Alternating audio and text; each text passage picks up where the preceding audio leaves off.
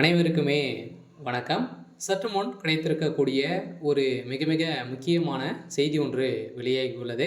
சற்று முன் கரூரில் நடந்த உயிரிழப்பிற்கு செந்தில் பாலாஜி தான் காரணம். நீதிபதி இறுதி தீர்ப்பு.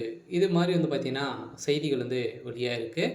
ஸோ இப்போ அதிரடியாக பார்த்தீங்கன்னா விஜய் அவர்கள் மீது வழக்குப்பதிவு செஞ்சுருக்காங்க. இந்த வழக்குப்பதிவின் அடிப்படையில் கரூரில் நடந்த சம்பவத்தின் அடிப்படையில் பார்த்தீங்கன்னா இது வரைக்கும் 39க்கும் மேற்பட்ட உயிர்கள் போயிருக்கக்கூடிய நிலையில் வரலாற்றிலே முதல் முறையாக தமிழகத்தில் இது மாதிரி பார்த்தீங்கன்னா கேவலக்கட்ட ஒரு அரசாக பார்த்தீங்கன்னா சீருக்கு அரசு போதுமான பாதுகாப்பு இல்லாத நிலையை தான் இந்த அசம்பாவிதம் பார்த்தீங்கன்னா இதில் நடந்திருக்கு அப்படின்றது பார்த்தீங்கன்னா குற்றச்சாட்டுகள் வைத்திருக்காங்க.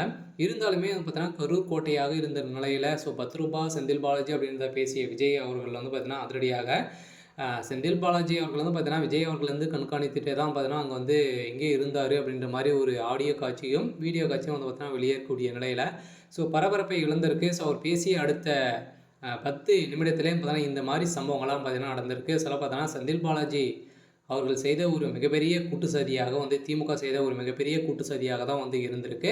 இந்த சதியில் கட்சிகளை பார்த்தீங்கன்னா அவங்க வளர்த்தாலுமே பார்த்தீங்கன்னா நம்மளுக்கு நம்மளுடைய உயிர்கள் அனைத்தையும் மக்களை பார்த்தீங்கன்னா வைத்து மக்கள் ஒரு பொம்மையாக வைத்து சொன்னதுமே அரசியல் கட்சிகள் அனைத்துமே நம்மளை விளையாடிட்டு இருந்தாலுமே இப்போ அதிரடியாக இந்த உயிரிழப்பிற்கு அனைத்துக்குமே செந்தில் பாலாஜி அவர்கள் தான் இதற்கு முழு பொறுப்பு எடுத்துக்கொள்ள வேண்டும் அப்படின்ற மாதிரி நீதிமன்றம் ஒரு பரபரப்பான தீர்ப்பு வழங்கியிருக்காங்க. இந்த தீர்ப்பின் அடிப்படையில் செந்தில் பாலாஜி அவர்களுக்கு 14 ஆண்டுகள் சிறை தண்டனை விதிக்க போகிறதாக ஒரு தகவல் வெளியாக இருக்குது. இனிமே பார்த்தீங்கன்னா இன்னும் அதிகாரப்பூர்வமான தகவல் வெளியாகலை. இருந்தாலும் இப்போ சிபிஐ விசாரணை உட்படுத்தியிருக்காங்க. இந்த விசாரணையின் அடிப்படையில் சதுரடியாக பார்த்தீங்கன்னா யாரெல்லாம் வந்திருக்காங்க, திமுகவினர் வந்திருக்காங்களா, இது மாதிரியெல்லாம் நிறைய சோதனைகள் நடைபெற்று இருக்குது.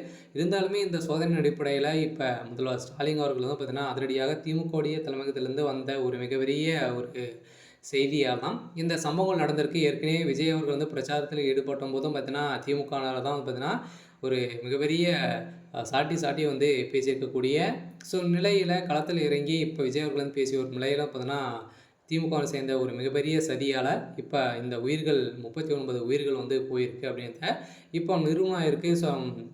முக்கிய கட்சிகள் தலைவர்களும் பார்த்தீங்கன்னா திமுகவில் தான் விமர்சனங்கள் நிறைய விமர்சனங்கள் செய்து வந்தாலுமே இந்த உயிரிழப்பிற்கு செந்தில் பாலாஜி தான் காரணம் அப்படின்றத தகுந்த ஆதாரத்தோடு இப்போ பார்த்தீங்கன்னா கோர்ட்டில் சம்மன் செய்திருக்காங்க. சில அதிரடியாக செந்தில் பாலாஜியுடைய கதை ஒட்டுமொத்தமாக முடிய போகுது. ஏற்கனவே செந்தில் பாலாஜி அவர்கள் அதிமுகலேருந்து திமுகலேருந்து இணைந்து நிறைய கட்சிகள் மாறி மாறி இது மாதிரி ஒரு மிகப்பெரிய அரசியல்வாதியாக பார்த்தீங்கன்னா இருக்கார். இது மாதிரி வேலைகளில் அவர் கை வந்த ஒரு கலையாக இருக்குது.